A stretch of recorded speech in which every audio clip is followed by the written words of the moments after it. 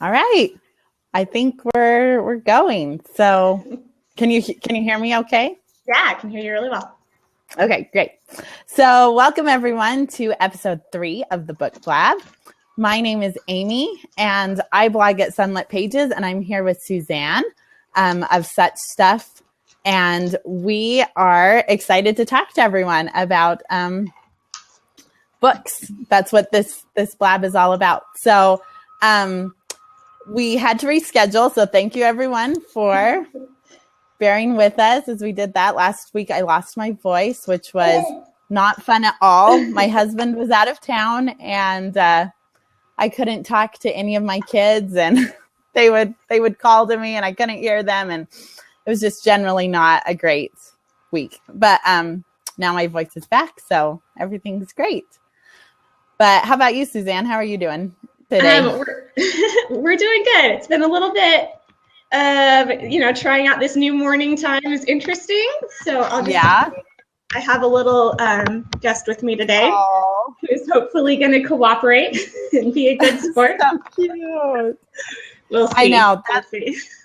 That's the life of a mom. I know. Yeah. So, we'll see how this goes. We'll see if people like the morning time better, or if there's not really much difference anyway between doing morning or evening, or how it works for our schedules. So last month we talked about pretty books, and with the holidays and Christmas, I'm just curious, did you end up getting any pretty books for Christmas? Oh yeah, my husband picked up on that hint. I mean, it was pretty good. So I did get another edition of the This Is Les Mis. So awesome. Yeah, exciting. Yeah, for me. It was a good bookish Christmas all around. Everyone got some really good books. So that's good. Okay, good. What about you? Well, I actually did not get a single book for Christmas, so I think my husband must not be as good at picking up on him. But my birthday is right after Christmas, and so I bought myself the Sense and Sensibility. Yeah. So I know what I like. So I bought those cloth-bound classics. I know. So we're airing this in February because we had to reschedule. But we wanted to talk about goals because it's the new year. That's a kind of a natural time to make goals. And and I am a huge fan of goals. That's just part of my personality. I just love being able to check things off and just have that feeling of accomplishment, especially now that I'm a stay-at-home mom and I'm not in school. And I kind of miss that validation that comes from goals, and so, or just from accomplishing things. And so I set goals for myself just so that I can still get that natural high that happens from them. But how do you feel about goals, Suzanne? I'm definitely a huge fan of goals too. I see the benefits that they bring to my life in keeping goals. And however, I'm also in school. Yeah. So I do have a lot of that. I had external goals being made for me, which I love, which is one of the big reasons that I love going back to school, because I love having a level of expectation of here's something hard that you need to do and it's good for you and we're going to make you do it. Yep. Yeah, which is why I love school too, and which is why I kind of miss it, even though it was stressful, but it's sad not to have that external push anymore. But I tend to be kind of self-motivated, so I can kind of drive myself. Right. Not towards, obviously I'm not in school, but I can drive myself towards other accomplishments, things I want to get done. But so today, though, we kind of wanted to talk a little bit more about reading goals specifically, since we both have book blogs. So reading goals they're fun, and they're not something that I used to do. I guess maybe because I was, in school and in undergrad, and as an English major, I had enough reading assignments. So like setting a yearly reading goal for myself wasn't something I did until the past few years, motherhood, starting the book blog, getting really involved in Goodreads, and having that number and setting a reading goal every year was sort of motivating, and I really liked it. Now, Amy, you set what I consider to be a high number of very specific reading goals. And I love it. It's a lot of fun. But do you want to talk about first why you like to set these kinds of goals, and then a little bit about what goals you have set for yourself this year? Sure. Yeah. So, I mean, I don't think they're necessarily crazy, but I do like to set, quite a few reading goals for myself. And I do both content specific goals and a number goal. So I have a bunch that are just like, read something in this genre or read this type of book. And then I have I want to read X number of books in a specified year. But I set goals for myself just because I feel like most readers can probably identify with this. We all have like kind of our pet genres that we really like, and we get very comfortable in our reading. And that's not a bad thing because, reading is for pleasure. But I also feel like reading, you can learn so many great things and do new things. So yeah, I like to set some goals just to stretch myself a little bit and kind of expand my knowledge. And so I try and set goals that are. So give us some examples. What are some of your? Yeah. So this year, for example, I've noticed that while I really like classics, I always listen to them because that is an easier way for me to ingest a classic, just because of the language, and I tend to really get bogged down in that. But if I'm listening, it just flows, and the story, I don't get lost in the details. I can just, focus on the storyline itself. But I kind of see that as a little bit of a crutch. Not exactly. Like, I think that's great that I can enjoy classics that way, but I also wanted to push myself to actually read the physical copy. So that's one of my goals this year, is to actually read a hard copy of a classic, which is why I bought Sense and Sensibility for myself, because now I can enjoy a pretty book and fulfill one of my goals. But it's a win-win. Yeah. So the other goals, I like to try new genres. I've done that before, where one year I made a goal to read graphic novels because I had never read a graphic novel before. And that was a little bit scary for me. I mean, those are short books, so it shouldn't have been, but just the whole picture thing, I didn't know if I'd be able to, I don't know. It's just a different way of enjoying a story. So, yeah. Or, another one. I'm notorious for starting series, but not finishing them.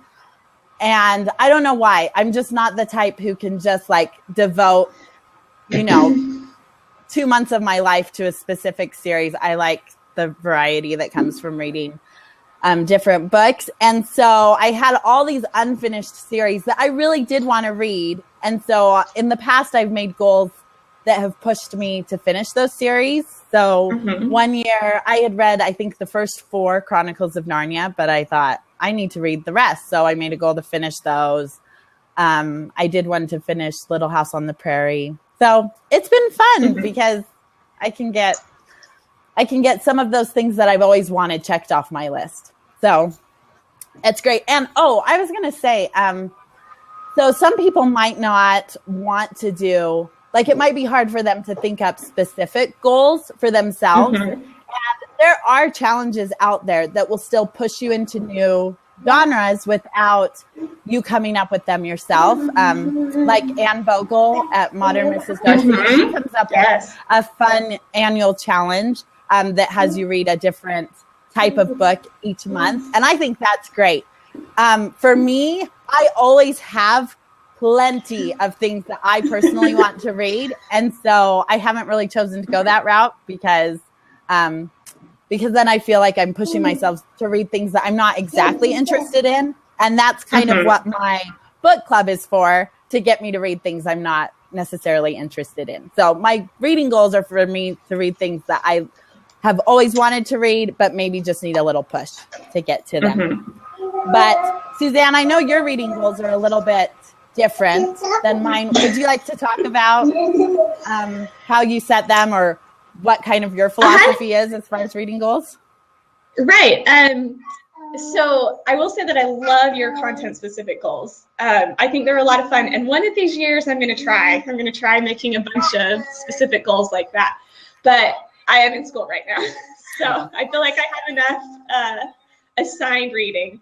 So yeah, for the past few years, I generally just set kind of a target number. Like, this is the number of books I want to read this year. And I tend to set my target pretty low, because I'm one of those people that gets easily discouraged when I don't meet my goals. Right. But I am easily encouraged when I super exceed my goals. So I've generally set pretty low numbers. I think my goal this year is 24 or 25 books, which is, so last year I read 48 or something like that. So we'll see how the year goes. But yeah, that's a fairly low number for me. It feels very manageable. And I like having just a number, because on top of being in school and having my assignments, I also tend to be sort of a moody reader. And that, I get in this in a certain mood of, I just want to read classics. I just feel like reading classics, or I just feel like reading YA. I just want fluffy stuff, or I just feel like nonfiction. And so when I'm in a mood, I don't want to feel the pressure of a goal forcing me to read something I'm not in the mood for. Right, exactly. And I also tend to be a reader of opportunity too. So, this was available for immediate download on my library. I'm gonna read it right now, right? Or this one was just sitting on the shelf right when I needed to pick up a book. And so I don't know. Between those two things. Yeah, I can definitely relate to that. So with my content specific goals, so I think last year they were requiring me to read, I think, 15 books total, to complete all the goals. And I read, I think, 68 books last year. And so for me, I still felt like I had enough time to just pursue, the books that I saw on a whim or heard about, or felt really pressed to read at that moment, which was nice. But then one of the reasons I like it is because, if I finish a book and I don't really know what I want to read next, it's kind of nice just to be able to consult my goals list and think, okay, which one am I going to check off if I don't have anything that's kind of on the docket. So I don't know. That's been great for me. And and one of these years after I graduate, probably, I'm totally going to try out. I think if I were in school, I don't think I would do it, because I feel like I would already be getting pushed to read new things. Right. So, yeah. So I think those are book goals. Just not, you just so exactly. Yeah. And outside of school, I just want to read whatever I feel like reading. Yes, exactly. I know, because it has to be an escape for you then. Yeah. Right. So the question is, in your specific types of goals, have you ever felt like you've overreached and not been able to finish all of your goals? Or do you feel like, because like you said, it was manageable last year. You had plenty of room for freedom. Yeah. So what's kind of your manageable level of goals? Yeah. I have been able to accomplish that since I started making specific goals, I think in 2013. So I think this is only my 4th year doing it. And each year I've been able to do it. Some years I barely squeak it in December, but I've been able to do it. I'm a little worried this year that I maybe did overreach it just a little bit, because I think in order to finish my goals, I have to read 21 or 22 books, and that's a little bit more. I don't know.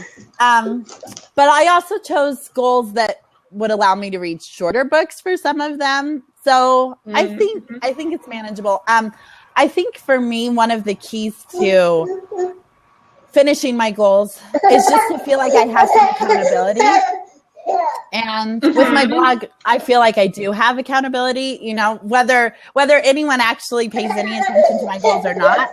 For me, just seeing them there and having to report on them, you know, kind of mid-year, how they're going. And if I've only read like 6 of the 20, it just kind of, I realize I need to step up my game a little bit. And so, yeah, just having some accountability. So you get more motivated. Yeah, exactly. So, yeah, it's been good so far. And that's such a great strategy. But I feel the same way about my book blog, is that it's a sense of accountability for what I read and making sure that I read stuff I'm not embarrassed to write about on my blog. Right. Exactly. And then I'm reading enough that I actually have stuff. Yeah. So it's a great strategy. And it's not a reason I started a book blog, but it's become a very interesting strategy for maintaining reading. It's a fun one. Yep. So do you have any other good strategies or? I don't know. Yeah, I think I just like checking things off. So if I can look at it and see it and put a check mark next to it, that's really exciting for me. But so do you do a lot? Because I've thought about this. Like if I were to do content specific goals, I'd have to do a lot of pre-planning, you know, like making sure I get these books checked out from the library or get on the waiting list or whatever. And like, so do you do a lot of pre-planning or? So I do. I mean, so throughout the year, so I have my goals that I'm working on, but then I also keep a running list of goals I want to make for the next year, which is kind of nice. But one of the things I have had a problem with in the past and has kind of caused me a little point of stress is that I'll set goals without really knowing what book I want to read to fulfill that goal. So for example, last year I set a couple of goals that ended up being really hard. One was that I wanted to read a book on writing, and the other was that I wanted to read a short stories collection. But I had no idea what I really wanted to read to fulfill those goals. And so when it came down to it, the short stories one especially, I tried out probably 6 different collections before I found one that really resonated with me and that I felt like I could finish and actually enjoy. And so that was a little bit stressful. I kind of wondered if maybe I should have, you know, not made the goal until I knew what I was going to read for it. But it caused me to explore that genre a little bit too, which was good. So, yeah, and that's fun. Yeah. So yeah. So you said you have a goal of 24 books or 25 books this year. Yeah. And I mean, is that including your school reading, or are you doing that outside of your reading for school? So this year it'll definitely be outside of school reading because my classes this year don't really, Last year I had a few classes where I read books that I probably would have, would have read on my own or should have read on my own or wanted to, But this year, I know that I won't have classes where my reading will count. So it's all going to be outside of school, pleasure reading types of that's books. Good. Yeah. That's good. Yeah. So for me, my number goal, I set the highest goal that I've set so far in my goals. Which is 70 books, and I'm a little worried about that too, because that's more than I've done before. I mean, go for it, right? That's a big goal.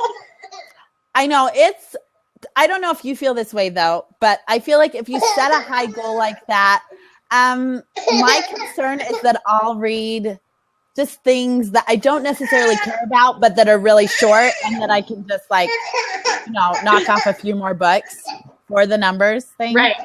I have noticed that before, actually, that as the years that I've had higher reading goals, I tend to read shorter page books. And so, that's where I might have to make one of those content specific. I'm going to read a 500 plus page novel. Right. Exactly. To get the longer books in. But when I have low reading goal numbers like I do this year for my specific reasons, yeah, not as afraid of those longer books. Yeah. Yeah. Which is good. So I think now it's time for our book recommendation segment of this episode. Yeah. Okay.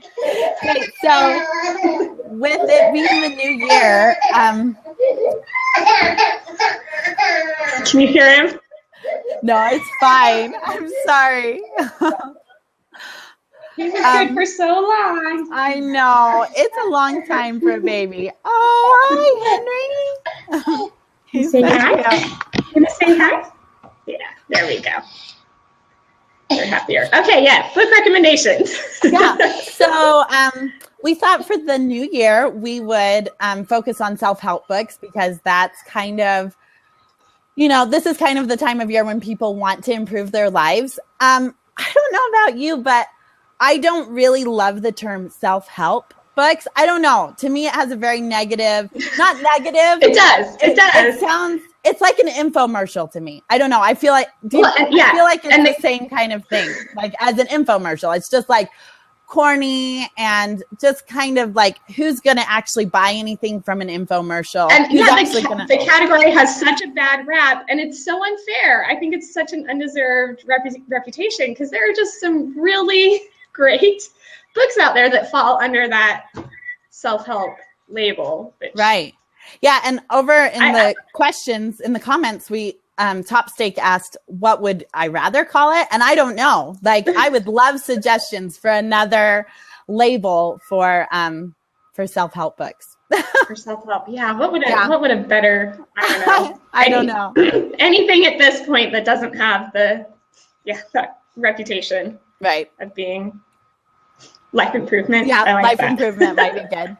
But so anyway, why don't you go ahead and share what your favorite self-help book is? Right.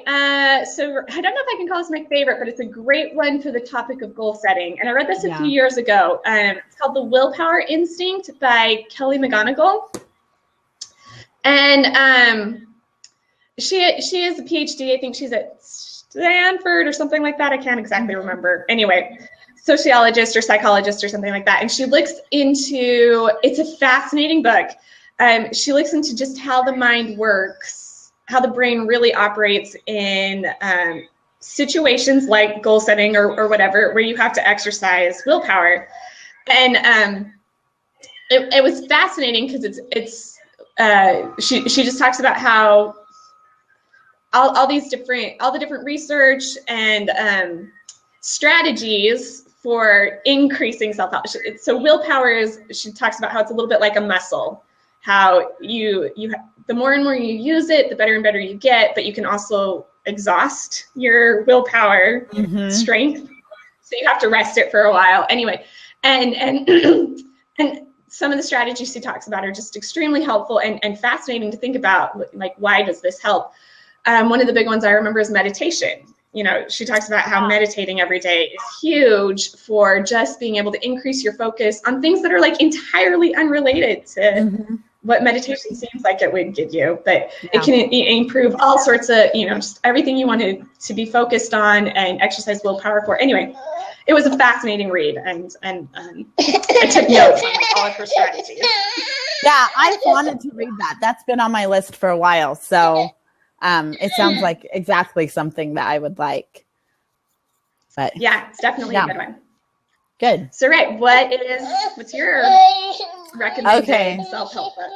Yeah, so in spite of my not love of the name for this category, I actually love these types of books. I'm always really motivated after I read something. And before I get to my actual recommendation, can I just say one that I really want to read this year that I think would fall under this category is Big Magic by Elizabeth Gilbert. Have you read that? Yeah, I hadn't read it. I've been listening to her podcast though. Oh, really?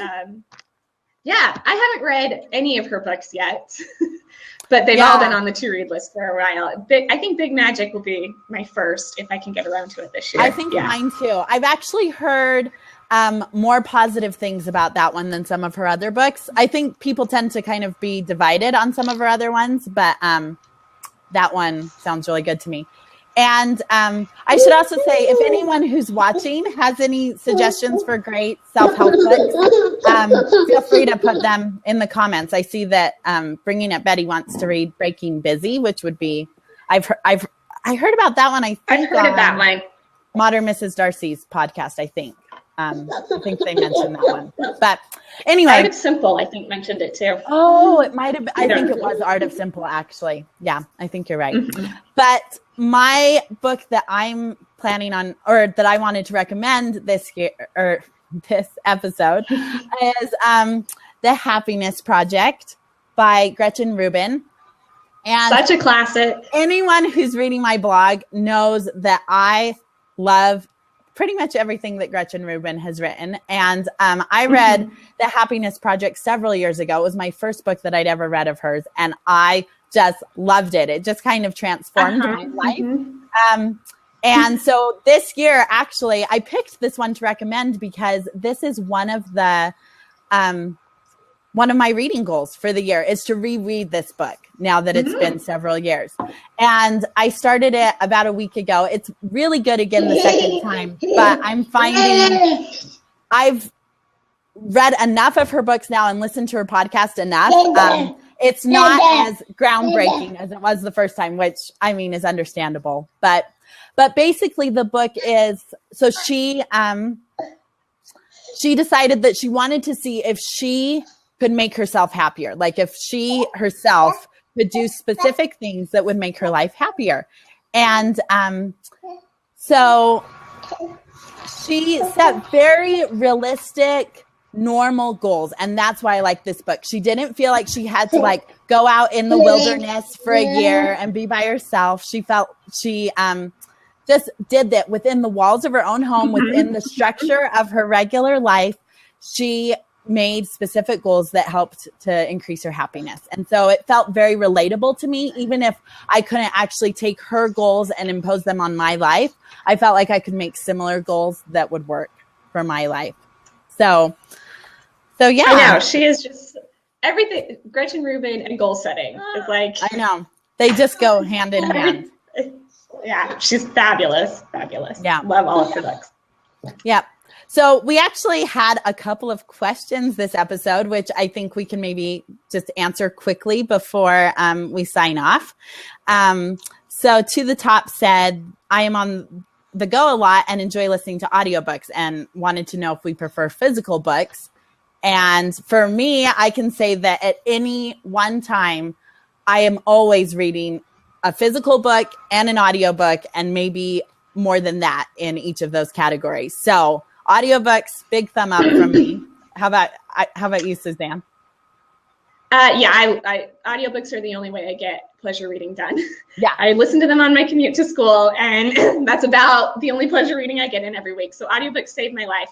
That being said, I feel like there are some authors, some types of books that I definitely prefer in the physical form. So it just it depends on what I'm reading. But in this stage of life, I need my audiobooks. Love them. Yep. Yep.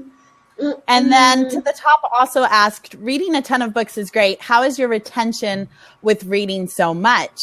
And so it's a great question. Yeah, that is a good question. And that is probably the main reason that I started my book blog, is because I wanted to retain more of what I was reading, and writing reviews actually helped me do that.